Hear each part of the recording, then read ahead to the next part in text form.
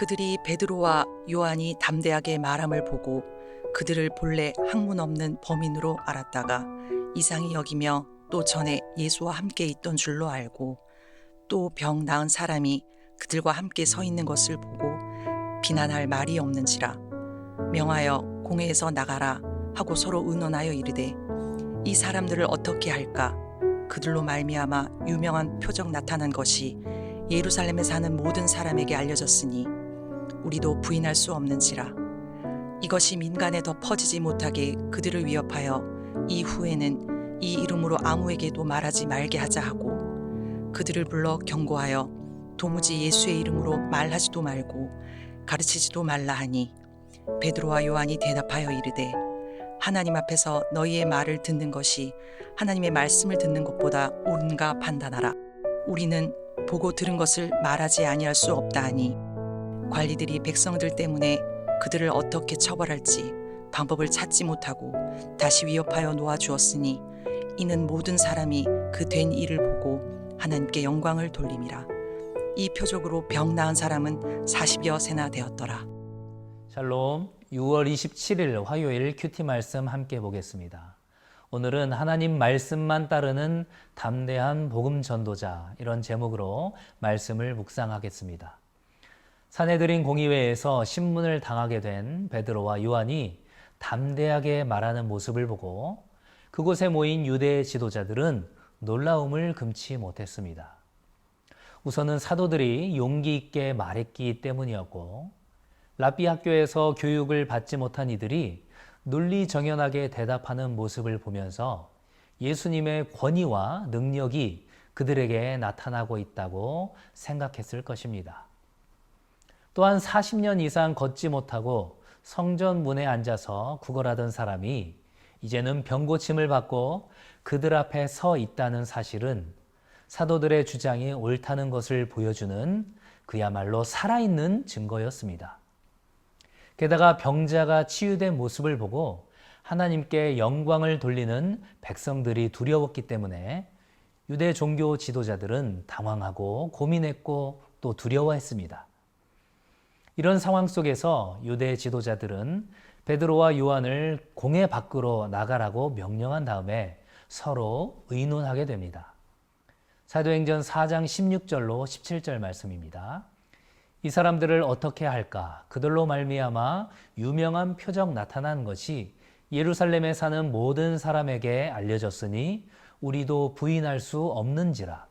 이것이 민간에 더 퍼지지 못하게 그들을 위협하여 이후에는 이 이름으로 아무에게도 말하지 말게 하자 하고, 사내들인 공의회의 최종 결론은 바로 이러한 명령이었습니다. 예수의 이름으로는 절대로 말하지도 말고 가르치지도 말라.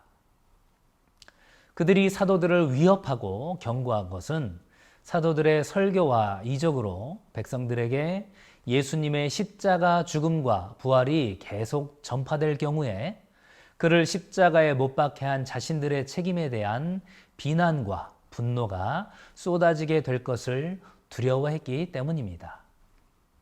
아마도 유대 지도자들은 이렇게 위협적으로 말하면 그 기세에 눌려서 순순히 따르게 될 것이라고 기대했던 것 같습니다.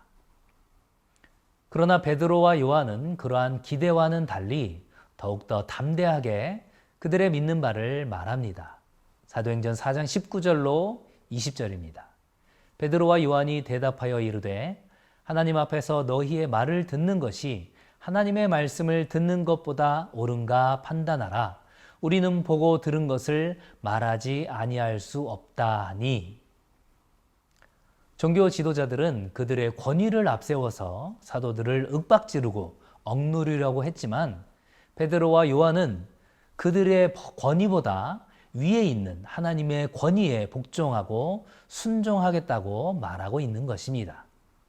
우리는 당신들의 금지 명령을 보고 들은 사실을 전하라는 하나님의 명령보다 위에 둘 수 없다. 지금 이렇게 말하고 있는 것입니다. 종교 지도자들은 두 사도를 처벌하고 싶었지만 백성들 때문에 그 방법을 찾지 못하고 그저 다시 위협한 다음에 풀어주게 됩니다. 오늘 본문을 통해서 두 가지 내용을 생각해 보고자 합니다. 첫 번째로는 성령의 능력과 지혜로 복음을 전해야 한다는 것입니다.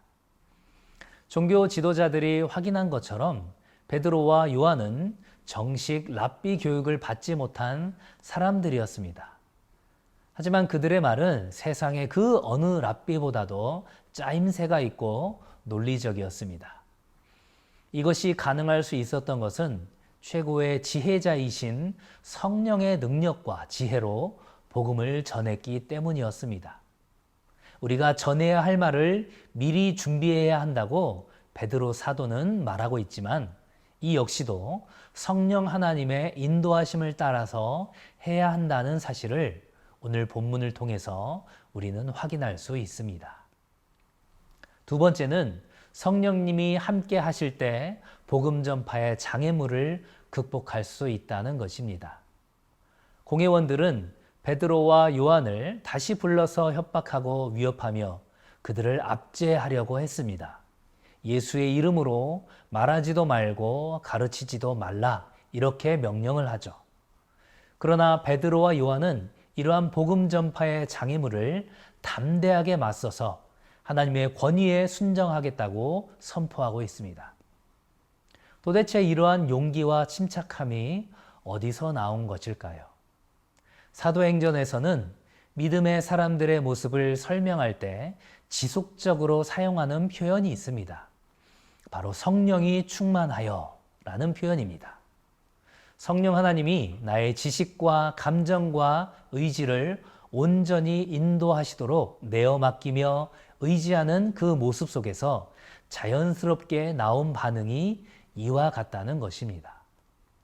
우리가 복음을 전파할 때에 나의 힘과 나의 능력으로 하는 것이 아니라 철저하게 성령 하나님의 능력으로 한다는 것을 매 순간 고백하고 인정하며 선포해야 한다는 사실을 믿음의 증인인 베드로와 요한은 우리에게 보여주고 있습니다.